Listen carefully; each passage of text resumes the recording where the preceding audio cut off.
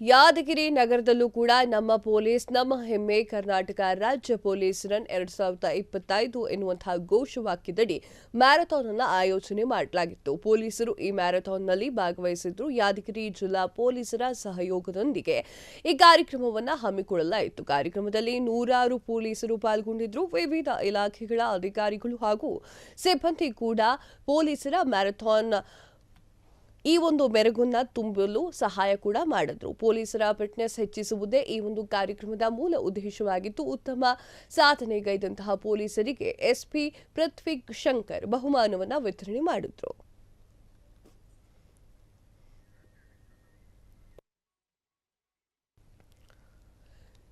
Yes, ಹೌದು, ನಮ್ಮ ಪೊಲೀಸರು ಅದರಲ್ಲೂ ಕೂಡ ಯಾದಗಿರಿಯಲ್ಲಿ ನಮ್ಮ ಪೊಲೀಸ್ ನಮ್ಮ ಹೆಮ್ಮೆ ಎನ್ನುವಂತಹ ಕಾರ್ಯಕ್ರಮದ ಅಡಿಯಲ್ಲಿ ಪೊಲೀಸರಿಗೆ ಎಸ್ಪಿ ಫಿಟ್ನೆಸ್ ಪಾಠವನ್ನ ಕೂಡ ಹೇಳಿದ್ದಾರೆ. ಕರ್ನಾಟಕದ ರಾಜ್ಯ ಪೊಲೀಸ್ ರನ್ 2025 ನೂರಾರು ಪೊಲೀಸರ ಮ್ಯಾರಥಾನ್ ಕೂಡ ಮಾಡಲಾಯಿತು. ಈ ತರ ಮ್ಯಾರಥಾನ್ ಮಾಡ್ತಾ ಇದ್ದಾರೆ, ಫಿಟ್ ಆಗೂ ಇರ್ತಾರೆ ಪೊಲೀಸರು, ನೋಡೋಕ್ಕೂ ಕೂಡ ಚೆನ್ನಾಗಿ ಕಾಣಿಸ್ತಾರೆ, ಹೊಟ್ಟೆಗಿಟ್ಟೆ ಇರೋದಿಲ್ಲ.